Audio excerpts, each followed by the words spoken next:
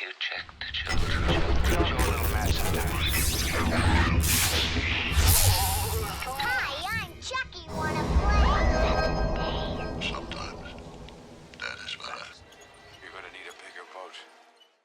Greetings, Fright fans, and welcome to the horror show. I'm Jaime and Fuego, and this is another newer-ish sort of release, and that's because Saltburn has been around for at least a couple of months now. I believe I saw it in November, maybe December, I don't know. It was a number of weeks ago, back when it was still in theaters. I'm not sure if it's actually still there, and just to preface, very similar to what I did with the Poor Things review, this is not like full-on horror. This is more of the thriller variety-ishness, with some dramatic elements, but we have reviewed tons of things like this, most notably myself and Marsha Parker. Shout out to her. Miss you, girly. She's out in South Carolina, but we got to see her during the holidays, which was pretty great. So, all right. Saltburn is now available on Amazon Prime, and so it's getting a lot more eyes on it, and understandably so. I did a Rapido Fuego little movie review on my personal socials about this right out of the theater, and that was like a minute or so, as those little shorts typically tend to be. So this is where I can actually delve a little bit more so into this film for our channel here. And yeah, Barry Kogan, man. Kogan, I have no idea how to properly pronounce homie's name, but he is the standout and the lead in this, and he was previously, the first thing I think I ever saw him in was Killing of a Sacred Deer, a Yorgos Lanthimos film. He was in there with Colin Farrell in a very strange sort of relational situation there. And he actually got a Best Supporting Actor nomination just last year for the Banshees of Inisherin. So he is an Irish actor, if I'm not mistaken. And so in this film, for overall thoughts, he is incendiary, man. He is electric, magnetic, all of those, cliched adjectives that you can think of where somebody just, they don't so much command presence, at least he doesn't early on, but there's a very fascinating arc for this particular character. But, somebody who just captivates and, maintains your attention. And so early on in this film, he's rocking this, like, very timid, Harry Potter-ish sort of look, and it's funny because even like people are reading those books in this, because it's like kind of a period piece, it's like early 2000s-ish if I remember correctly, but boy does he go through a transition over the course of this film from just becoming more confident within himself, unless it was there all the time. There's non-spoilery thoughts here, but there are so many things up for debate when it comes to this film and the nature of what happens with his character. But it's fascinating in the fact that it is very much about obsession, first and foremost. It is about social climbing. That is another big thing within this. It's about the infiltrational aspect that goes in hand with trying to attempt something like that. And the whole trying to get people to believe you're a little more sincere than you actually are. Once again, walking on eggshells. It's very tough with a film like this that is sprawling in scope as far as its narrative, the transition of a character, or perhaps revealing the true nature of a character. I don't know. There's a lot up for debate about this particular film, but I was very impressed with it. I like the director's previous film.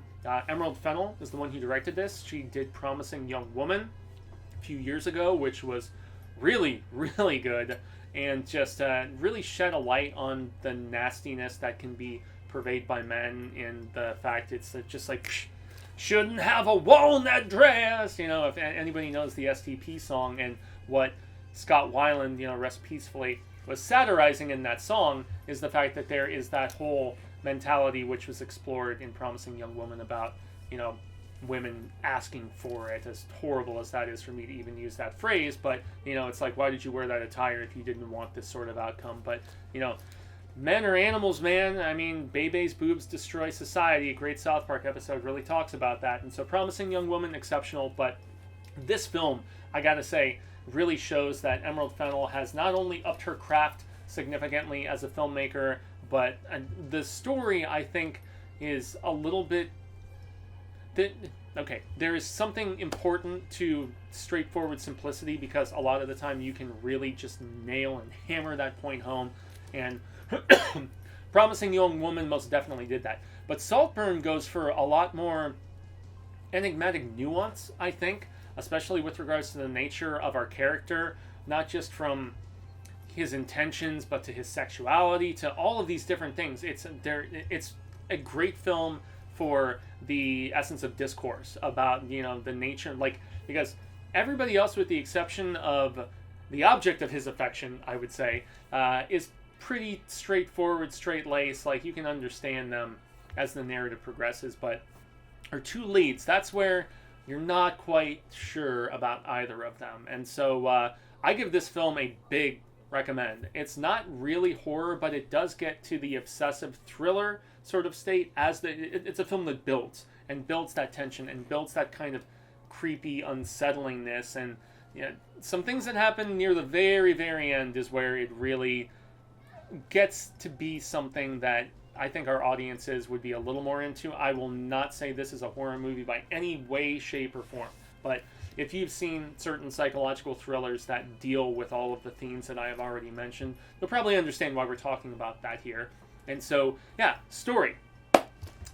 Barry's character, Barry Kogan, he is new to university, but he is a poor-ish kid, and yet all of the others are of the supreme upper echelon of richness. And so he is immediately excluded. They're like, oh, you're a scholarship kid. You're not like some rich kid like us, where my parents paid for me to go here to this, just prolific place, as opposed to, which is very strange how those shitheads would shun him. And now, granted, he's very nerdy and kind of wormy and, socially kind of awkward, I suppose. But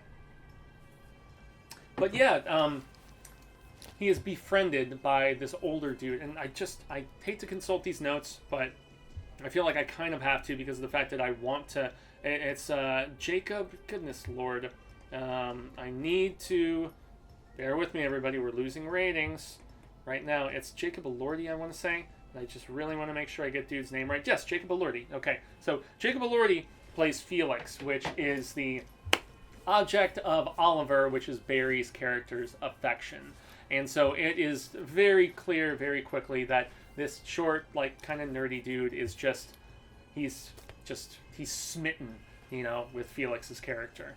And so Felix is this tall, handsome dude who actually just played Elvis in the film Priscilla.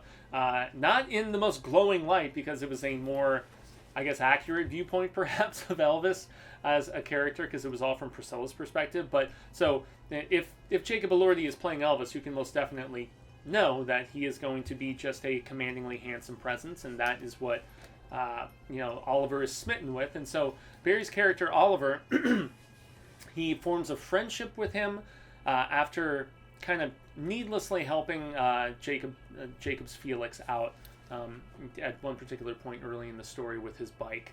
And the friendship kind of goes from there. But then, Barry Kogan's Oliver gets a little weird with him, and he starts to get a little obsessive.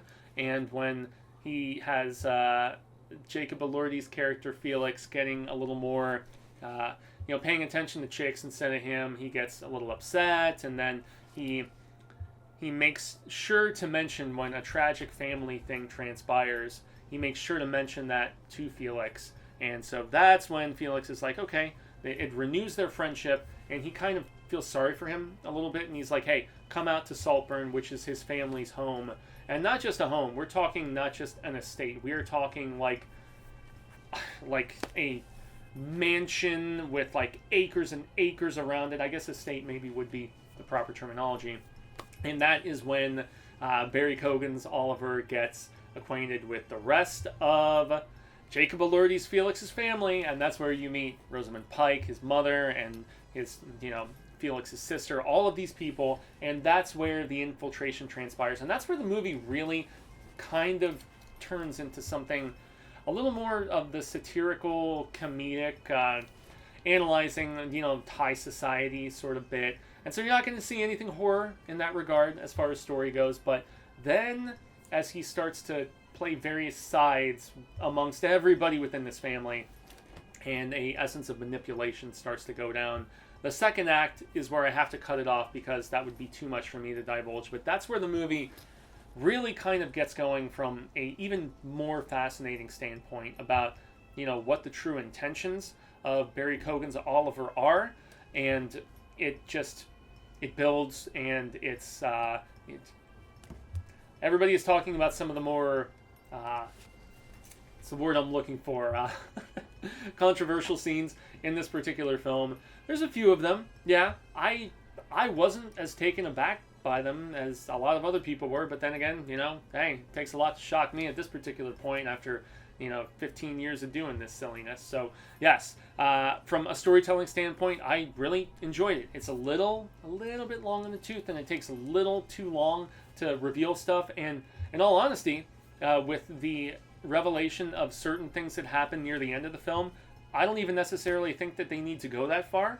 I even turned to the lady I was watching it with, and I was like, I really hope they just leave it a little more ambiguous. And this is not me spoiling anything, everybody, but I was like, I hope they don't spoon feed us the ending and just connect all the dots. I hope they leave it a little bit more interpretive. I'm not going to say what they did, but yeah. Performance-wise, man, Barry Kogan, I know he was nominated for a Golden Globe for this, if I'm not mistaken, and rightfully so. I don't really know if they're going to go as far with others like, Cillian Murphy and, Leonardo DiCaprio and Jeffrey Wright and Paul Giamatti and so many of these other, terrific actors that are getting all of the buzz for this particular award. I don't necessarily know if he fits in with that. I would love if he did, but, there's only 5 slots. It's not like the Best Pictures at the Oscars. So, but he was tremendous. Jacob Elordi is just as nuanced, but in a completely different sort of fashion, because you're still, and I'm still wondering the true intentions of his character. Friendship, romance, somewhere in between. I don't know. There's things mentioned by his sister specifically at a few points in this film that make you wonder, it's up for debate. And discourse about film is one of the best things that we can actually engage in, especially when things, those things are left a little, incomplete, or are they? Yeah. So good stuff. Anyway, guys, so we're jumping from, and the rest of the supporting cast is fine. His sister, Rosamund Pike, is good. I believe Richard, oh goodness, I'm not going to, the father, it's not Richard Jenkins. I forget the name of the dude who plays the father. So that's inconsequential. The supporting cast and you actually do have, the girl from Promising Young Woman, whose name is eluding me at this particular point. She's in a very minor, almost like kind of a cameo, bolstered sort of role, but she's great in this as well, in the little bit of screen time that she gets. So really, there's no missing links as far as this supporting strange, eccentric family that Felix has. And, really what I have to say, and this is where it becomes more apparent about the progression in the improvement of Emerald Fennel as a filmmaker, and that's from a visual standpoint. And granted, she has the luxury of this just beautiful, sprawling estate, as the word that I properly settled upon earlier goes. She had a beautiful place to film this, man. It is just enormous, and it has so many different places, from a hedge maze to there is a tracking shot in this particular film where Felix is showing Oliver, Barry Kogan's character. He's showing him the house, and he's walking him through. He's all of the zigzagging through all of the different rooms. It's masterful stuff, man. It's engaging, and it really gives you, as opposed to cutting, and I think there is 1 or 2 cuts throughout it, but most of them are just straight continuous shots, and it shows just how big this place is and how much money these people must have to be, to be living and have access to a structure of this seismic magnitude. It's incredibly impressive. And so it's little nuances like that. And then even from, costuming during this birthday party that's at the very end. There's so many different visual cues and just bits in costuming, pre-production, everything that they, and location scouting, obviously, finding a place like this. Although I would imagine in the UK there's quite the bit of them. You just have to settle upon one and, negotiate the cost to be able to actually film there. But, masterful, man. It shows that she, with her cinematographer, improved just their prowess so significantly. And being a period piece, you get a little bit a period piece as far as what makes me feel old as now being considered a period piece, because the aughts are considered the 2000s are considered a period piece at this particular point. And so it threw me back with some of the song selections, which was great. But then even the song at the very end that we have a particular character dancing around to, this like 80s-ish dance song, 80s, 90s-ish, that throws it back and sets the mood properly. So I don't know, man. I mean, this is most definitely very similar to with the Yorgos film, Poor Things, that I was talking about a moment ago. This is an artistic statement, for better or for worse, warts and all. And I think, when filmmaking is so unabashed and that, just like DGAF, we're going to do exactly as we want to, and not even controversy for the sake of controversy, but when it fits the narrative. Now, did the dance sequence at the end seem a little excessive? I don't know, maybe, but it worked for me. It was definitely a statement, most notably by the particular performer in that selection. And I really did appreciate the revelation at the very end about certain things that were going on throughout, even if I felt like it was kind of, leading the audience as opposed to things that I had already figured out. But who knows, not everybody can be as intuitive. I'm not trying to toot my own horn, but yeah, what did you guys think about Saltburn, man? This is a very divisive film, similar to the aforementioned Poor Things. They're two films that have pushed some buttons. They have offended, they've intrigued, they're getting awards consideration for a reason, and they also have horror thriller elements combined in with just really masterful ambitious avant-garde sort of filmmaking. And so yeah, guys, the voice is caving in because I've filmed like 8 reviews today, so we're gonna call it at that. But yes, Saltburn is now streaming on Amazon Prime, so you don't even have to spend money on like a premium VOD or something to rent it. You can actually just stream this craziness on Prime, and it's not supremely crazy. It's just lucky for you, I'm a vampire. There's a few scenes in this that are just very like eye-raising, eyebrow-raising. So, props to Barry Kogan in his performance, Jacob Elordi, both of them are terrific. Supporting cast, great. Emerald Fennel does a terrific job with her sophomore effort, and it feels like a significant improvement. It's like the Cameron effect of where the sequels have to be, and not a sequel, but the second films have to be, bigger, more bombast, better, more ambitious, and definitely checking all of those boxes here. So I've been Jaime and Fuego, a grande gracias from Cecil, myself, Robert, the girls here, everybody at the horror show. Like, share, subscribe. Give us your thoughts on this film. If you think it was horror enough as far as like certain things that are revealed near the end that really veer it. How much of them? There's one particular film that I thought of the entire time I was watching this, and I did not mention it because that is a spoiler if I'm going to mention that particular Matt Damon film. But Matt Damon.